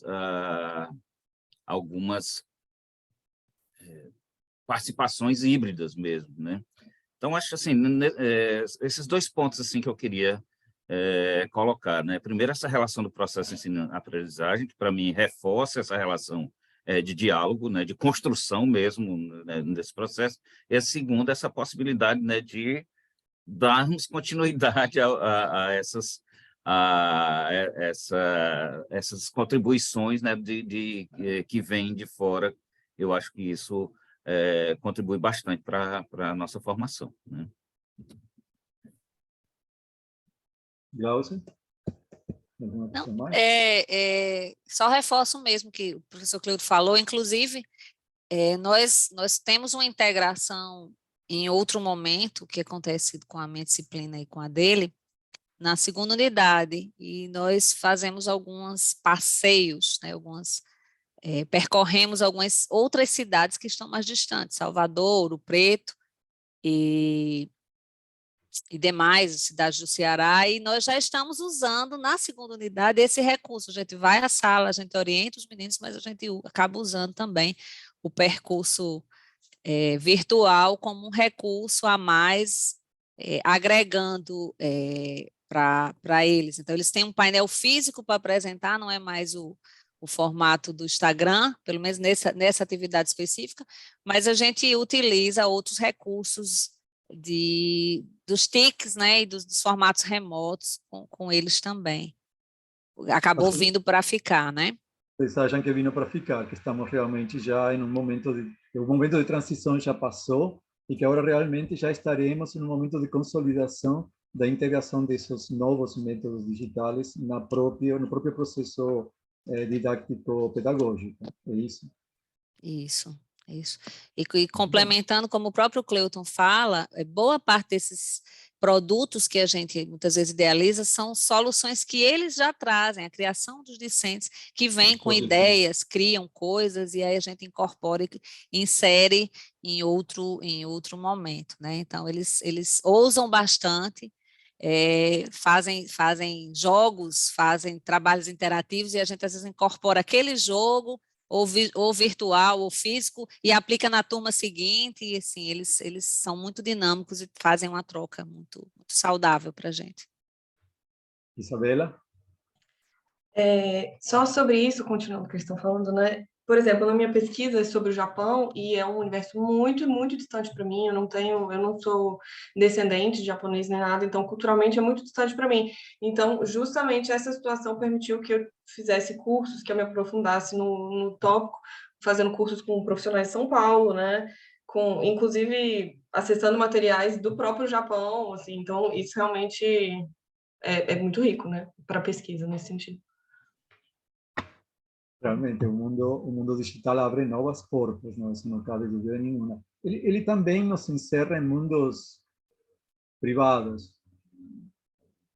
Todo avanço tem seus perigos, não? Acho que sendo conscientes desses avanços, desses perigos, nós conseguimos fazer as coisas mais produtivas para nós mesmos. Então, que aí temos um dado interessante. Mas é importante essa experiência dos colegas do Rio Grande do Norte, que nos trazem, então, esse vino para ficar, esse veio para ficar, então temos que trabalhar com ele e fazer a coisa andar. Obviamente, no caso, e agora indo para o penúltimo trabalho de Tokyo Right, essa possibilidade de distanciamento ser produtivo através dos meios digitais, obviamente, quando se trabalha com o Japão, é fundamental, porque queda do outro lado, né? Então, quedando do outro lado, salvo que tenha voos muito baratos de Brasília para Tóquio, a coisa não está tão fácil de fazer. Então, aqui há um trabalho interessante. O trabalho que Isabela e Carlos Henrique apresentaram, acho que ele traz esse problema também do distanciamento cultural. Aqui não temos um distanciamento físico só, não?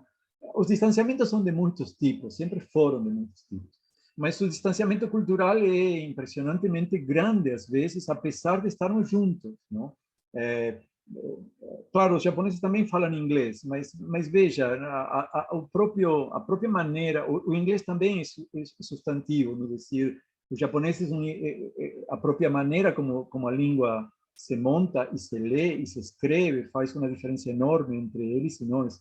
Então, há um distanciamento. Esse distanciamento está tentando ser, digamos, tido em conta. Eu acho que não há como superá-lo, mas sim como tê-lo em conta. Acho que o trabalho que nos apresentaram é um trabalho que tenta refletir sobre nossa cultura a partir de um espelho que não é o nosso, não? De algo que nos espelha, mas não que nos espelha como iguais. Não é um espelho que dá nosso próprio reflexo, sino que é um espelho que nos dá um outro sentir humano sobre a mesma realidade do mundo. E aí cria uma narrativa diferente sobre essa realidade do mundo. A pergunta que eu faria é um pouco essa, não é?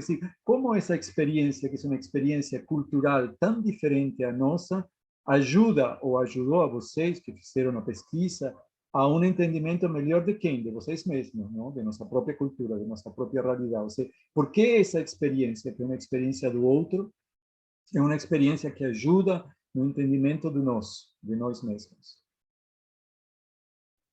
Sim, é uma ótima pergunta. Assim, eu a partir de todos esses trabalhos, assim, não só desse artigo, mas da dissertação, que também é sobre a Kazuo Sejima, né, que é a sócia do Nishizawa, existe um distance, assim, a gente sabe, a gente tem total senso de que a gente está olhando para esse outro universo como estrangeiro, mas para isso a gente também tem que se distanciar um pouco do nosso, né, do que está intrínseco a nós. Assim, é difícil, claro, mas assim, para poder entender. E eu acho que a partir dos contrastes isso fica mais claro, né?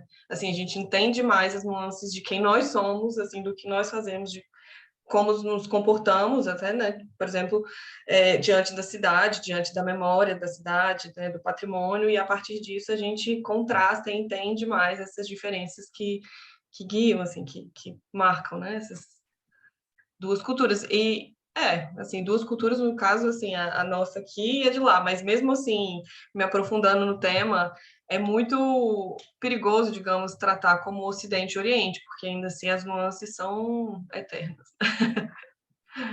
Eu acho que não existe no mundo contemporâneo, que é um mundo globalizado, isso de Oriente e Ocidente não é tão claro assim.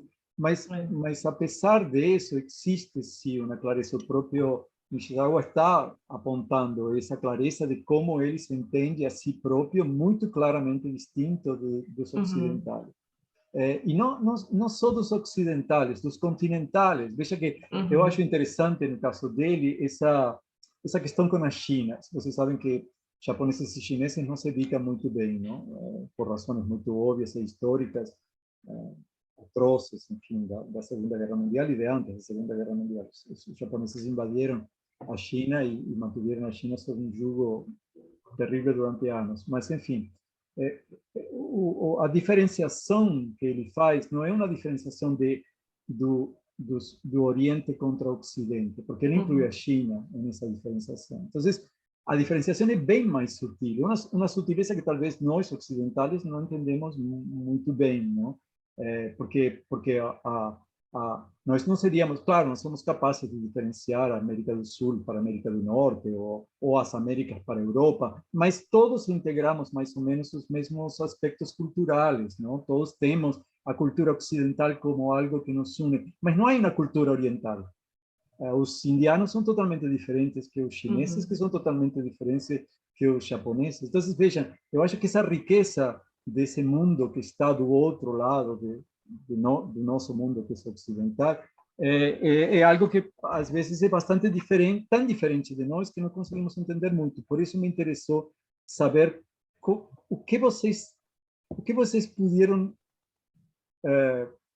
recuperar disso para um entendimento maior de vocês mesmos. Eu acho difícil, mas talvez porque eu sou mais burro e obcecado, mas eu acho que é interessante esse tentar entender o outro, faz parte desse processo, não?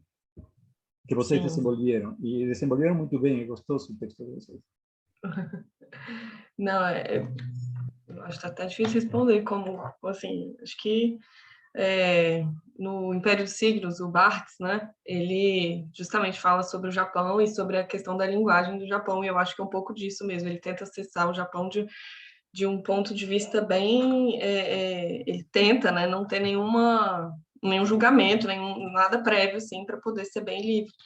E eu acho que é um pouco desse processo também, que, assim, cada vez que a gente lê mais, entende mais e se aproxima mais, a gente acaba percebendo outras coisas sobre nós mesmos também, né?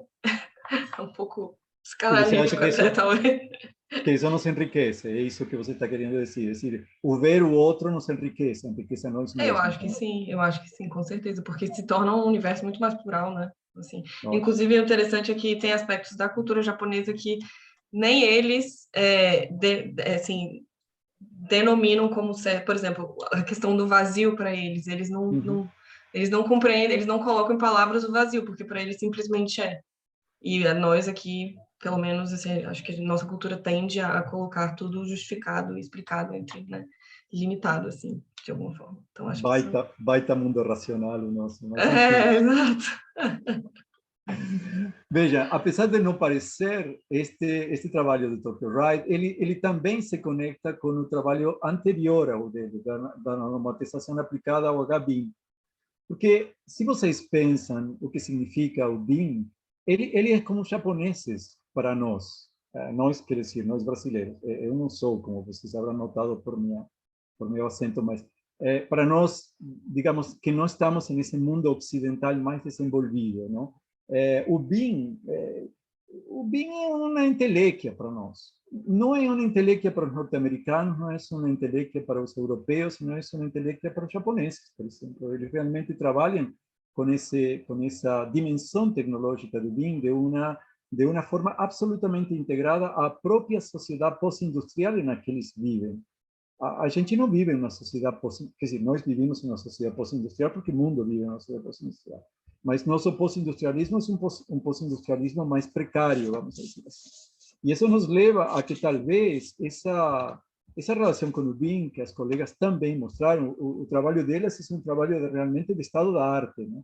E é um trabalho muito rico do estado da arte. Elas aprofundaram totalmente em todos os conceitos que estão relacionados com essa visão do mundo, que é esse aspecto particular desse sistema de entendimento, dessa metodologia de trabalho com a representação e com o que a representação significa, nos traz. Mas é longe da gente. É tão longe que os japoneses que foram trabalhados aqui por Isabela, não?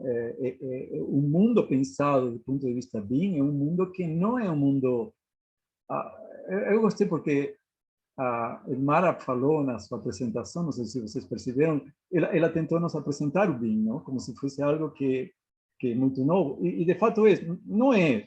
Aqui em São Paulo, obviamente, a universidade onde eu dou aula, ela começou a trabalhar com Revit, foi a primeira que trabalhou com Revit aqui em São Paulo, em 1992. Então, a gente já tem 20 anos, 30 anos trabalhando nesse mundo. Professores da casa já fizeram trabalhos, a Ana Paula Cury, por exemplo, ela já levantou em Revit todos os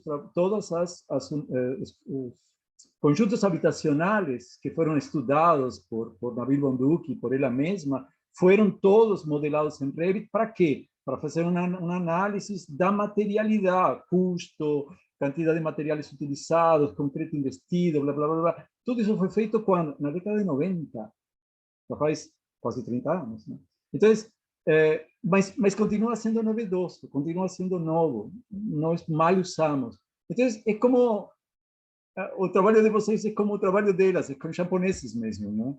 E eu achei interessante o levantamento que vocês fizeram. Agora, como ele se reflete na nossa própria realidade, uma vez que nós não temos os bancos de dados que os italianos, os norte-americanos, os ingleses trabalham para que esse tipo de ferramenta, esse tipo de instrumental metodológico seja realmente operacional. Como vocês imaginam que isso vai acontecer aqui no Brasil?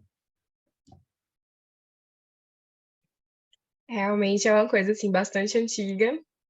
E aqui em Salvador, pelo menos a gente é daqui da Federal da Bahia, né?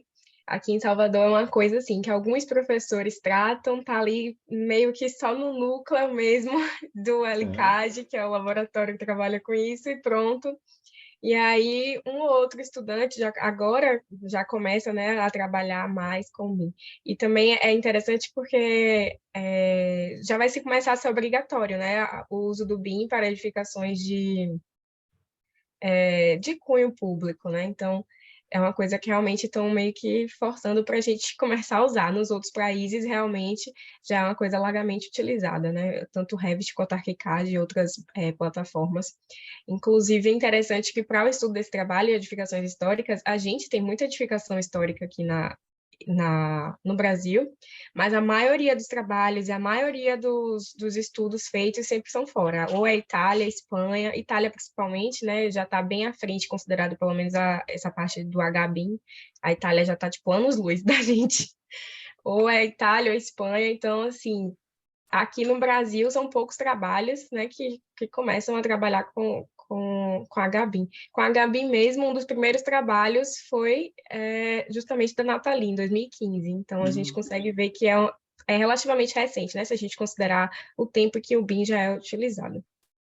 Então, eu acho que, pelo menos agora, por conta dessas obrigatoriedades, né, que já começam dessas legislações que pedem já o uso do BIM específico para novos projetos, daqui a uns dias já vai começar a ser cobrado também para projetos históricos. E aí vão se começar a trabalhar realmente com o Daqui BIM. uns dias, eu achei ótimo. Daqui uns dias.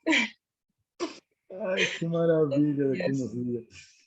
Aqui em Tudo bem. Salvador, inclusive, alguns lugares já trabalham mesmo, alguns escritórios já trabalham mesmo com o BIM, inclusive quando vão fazer intervenções históricas e tal, mas não é aquela coisa obrigatória, né? Como são projetos de intervenções, não é obrigatório pelo Estado, pelo menos, mas alguns escritórios já trabalham, né? É uma coisa que está a passos largos, a gente vai conseguindo daqui uns dias. Mas acho que também é algo que, da mesma maneira que o primeiro trabalho, que nos apresentou estas tecnologias digitais que vieram para ficar, eu acho que essa plataforma, a plataforma BIM em geral, e as metodologias relacionadas com o que o BIM significa, vieram para ficar também. É impossível que a gente fuja dessa maneira de trabalhar, é a maneira que trabalharemos provavelmente no futuro. Especificamente para as questões relacionadas com patrimônio, temos nelas ferramentas muito poderosas que podem ajudar a entendimentos bastante interessantes. O que eu acho que nosso calcanhar de Aquiles, e sempre será, é o problema das bases documentais. E como nós por exemplo, em São Paulo se trabalha muito com BIM, mas nossos estudantes, eles próprios têm que criar as famílias. Por quê? Porque não temos, a indústria não criou as famílias da maneira necessária para fazer um trabalho evoluído. Então, ao final, nós temos que fazer o próprio esforço da criação de famílias. Obviamente, no trabalho que se faz sobre patrimônio, as famílias têm que ser criadas, porque cada caso é um caso, e é necessário incluir os italianos, que não têm uma grande, sim, tem mais de 2.000 anos de história, eles já têm esses bancos de dados, eles já trabalham. Toda a arquitetura neoclássica está clássica e neoclássica está praticamente toda já trabalhada, então é mais fácil entrar nesses conceitos. Me parece que se nós entrarmos nesse processo de construção de bancos, que é o que vocês estão tentando fazer, e acho louvável, e parabenizo a Universidade da Bahia por isso, teremos sim um futuro, talvez não em dias, mas sim em alguns anos. Estamos justamente passando por isso agora, sobre a gente está desenvolvendo um modelo HBIM também, Bom. E é bastante complexo, né? Essa parte de modelagem é um esforço muito grande, termina que demanda muito tempo, tem que ter um conhecimento muito mais profundo, né, do programa. Isso é um conhecimento assim que quase ninguém consegue mesmo e tem para desenvolver famílias e coisas assim específicas, né, para esses modelos HBIM. É uma dificuldade que todo mundo que trabalha com isso aponta. Todos os textos na literatura falam sobre isso. É uma coisa que, com o tempo, também a gente vai acabando desenvolvendo, né? Os italianos que trabalham com isso já há muito mais tempo, já tem muito mais facilitado, né? Mas para a gente que está começando agora, é mais complexo. Mas acho que temos várias. O LiDAR, por exemplo, o LiDAR é outro das ferramentas que deveríamos aprender a utilizar, não? Faz parte do nosso futuro, acho. E acho que será assim, se este mundo continua e essa guerra da Ucrânia não finaliza. Enfim. Se teremos um futuro, talvez esse futuro seja assim, esse futuro da tecnologia vale a pena pensá-lo de aí para frente. E isso nos leva um pouco ao último trabalho, que foi o primeiro realmente, o trabalho de Renata e que Lívia apresentou. Aliás, a parte interessante do trabalho é tudo que a Renata trabalhou. Vocês viram que tinha 90 trabalhos orientados nos últimos não sei quantos anos, 90 trabalhos que trabalho adoidado. Então, parabéns também para a doutora Renata para essa enorme quantidade de trabalho que ela já orientou. Eu achei interessante o trabalho porque também nos apresenta uma possibilidade de entender as questões que são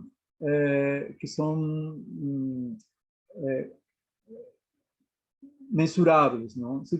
O BIM também trabalha com isso. Assim, como nós conseguimos mensurar, como nós conseguimos entender as questões que estão pela nossa frente através de critérios, de conceitos, ou de padrões que podem ser entendidos, repetidos ou analisados.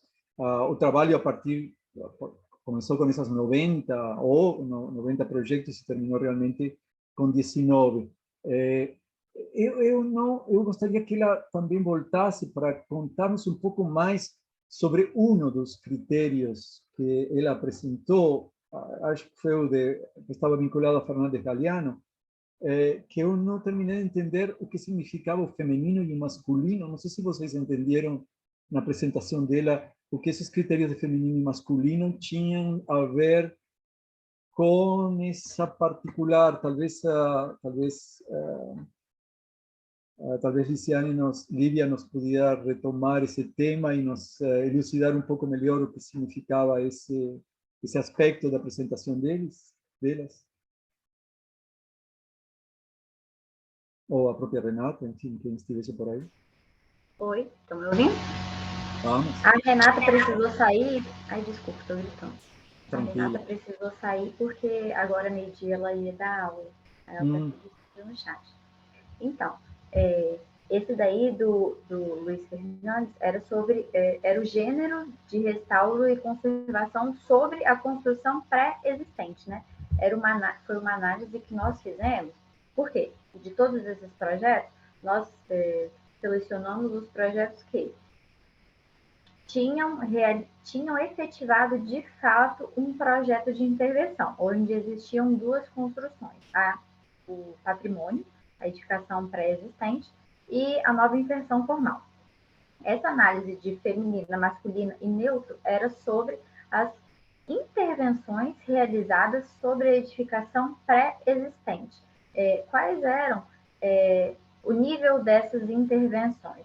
A intervenção masculina, o Luiz Fernandes lá, ele fala assim que tem até uma frase que a gente trouxe no artigo, ele traz como uma grande cirurgia de reconstrução e transplante, ou seja, é quando o autor, o arquiteto, no caso, faz grandes transformações visando restaurar essa edificação, só que ele faz transformações que não são singelas, ficam mais à mostra, digamos assim. Elas se destacam mais sobre essa edificação. Então, fica muito claro o que seria o novo sobre essa edificação já existente. Já a feminina é como se fosse uma alteração singela, né? Um processo de conservação mais singelo, mais delicado. Você sabe que houve essa conservação, esse trabalho em cima dos elementos da edificação existente, mas é uma coisa já mais singela. Já o neutro é um restauro, como se fosse uma manutenção. O neutro, já o neutro é como se fosse uma manutenção do exterior e faz mais transformações no interior da edificação. Então, foram essas análises do projeto sobre a edificação pré-existente em si, no caso, né? Não sei se ficou mais claro ou se eu te Não, confundi ficou mais claro. né? Você sabe que Fernandes Galiano é um nome educado no século XX, não? Um nome em que ainda esses conceitos de gênero, entre feminino e masculino, poderiam ter essas características que você enumerou. Há uma certa brutalidade quando se entende o gênero masculino e há uma certa delicadeza quando se entende o gênero feminino. me pareceu estranho porque me parece que no século XXI essas características não são muito claras, assim, ou não são tão representativas dos gêneros. Sei lá, não sei, pensando assim em figuras femininas, Gleisi Hoffmann, por exemplo, ou a Dilma, não parecem ser, são pessoas de uma força que nesses términos que você falou poderiam ser até masculinas, e obviamente não existe esse critério. Me pareceu estranho, digo, para ser um critério do século XXI. Eu acho que para Fernandes Galeano tudo bem, porque é um nome do século XX. Esses critérios eram critérios. Eu sou também eu entendo isso, porque eu fui criado, mas eu sou um pouco mais jovem que Fernandes Galeano. Um pouco não, bastante mais jovem, mais de 15 anos mais jovem. Mas de qualquer maneira, sei lá, não sei. Eu tenho aqui na minha vista Edmara, Ana Bárbara, você mesma, são mulheres. Não creio que vocês admitam tão simplesmente essa categorização. Achei estranho, vai. Por isso perguntei. Me pareceu estranho, incluso vindo de uma mulher jovem, não? Parece que tem que ter uma. Não conheço a sua orientadora, talvez seja mais jovem, mais velha que você, mas enfim, me pareceu estranho, nada mais. Por isso perguntei. Mas acho que o trabalho de vocês é um trabalho muito interessante, porque é um trabalho que tende justamente a essa ideia de padronização, essa ideia de entender processos que se dão no tempo, e se vocês estão estudando praticamente 30 anos de projetos, e isso dá padrões, apesar de que vocês, enfim, tenham reduzido o número da amostra originária de 90 para 19 projetos, mas achei que isso é importante. É importante, por exemplo, para o BIM. Quando pensamos no BIM, e o Edmara nos mostrou isso, é necessário ter padrões. Você precisa ter protocolos para seguir e para entender como isso pode ser generalizado. Senão, não teríamos como nos enfrentarmos a problemas mais complexos. É decir, aos exemplos individuais, se eles não são capazes de remitir a questões de caráter geral, eles perdem valor, não? Então, o trabalho de vocês é um trabalho que foi feito nessa direção, e eu parabenizo a vocês. Por favor, transmitam meus parabéns também à sua orientadora, porque é isso que vocês fizeram, um trabalho muito interessante. Bem, agora são os últimos minutos, temos aproximadamente uns 5 minutos para finalizar a mesa. Eu devolvo a palavra, então, para todos vocês, para que vocês façam as últimas considerações, para que Ana Bárbara consiga, no final, encerrar a mesa. Vou fazer, então, o trabalho novamente na ordem crescente. Passo, então, a palavra para Lívia, que já está aqui, para fazer as últimas considerações e se despedir, e depois passamos para os demais. Por favor.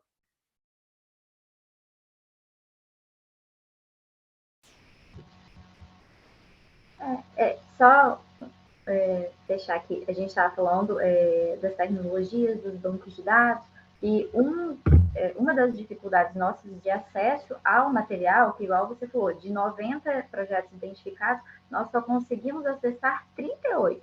Por quê? Como são projetos muito antigos, aproximadamente até 2010, os projetos ainda eram impressos, né? Então, a gente não tinha acesso, mas nós começamos a fazer um trabalho lá no nosso laboratório de digitalizar e criar um banco de dados, né? Colocar em uma plataforma que depois a gente vai lançar na internet, como se fosse um site. A gente ainda não desenvolveu essa etapa, mas para que outros também tenham acesso, e até para a gente, né? Para ter esse banco de dados para essas novas pesquisas. Então, a gente também já começou a digitalizar e vamos deixar disponibilizado em breve. E eu quero agradecer a todos também, adorei todas as apresentações, gostei muito. Em especial, me interessei muito pelo trabalho da Edmara, do HVIM. Depois eu vou pegar o artigo dela para fazer uma leitura mais profunda, mas também parabenizo todos os outros trabalhos apresentados aqui na mesa. Muito bom. Edmara, justamente você foi parabenizada, então já passa para você, e Carlos Henrique, que não sei se está por aí, mas enfim, você fala por nome dele também. Eu quero agradecer também. Para a gente que trabalha com esse campo do patrimônio, é quase que obrigatório, né? A gente começar a usar o HBIM é realmente quase que obrigatório. E traz inúmeros benefícios para a gente, até porque patrimônio, quem trabalha com patrimônio sabe que ficar uma informação aqui, outra informação lá, e juntar tudo sempre é uma dor de cabeça.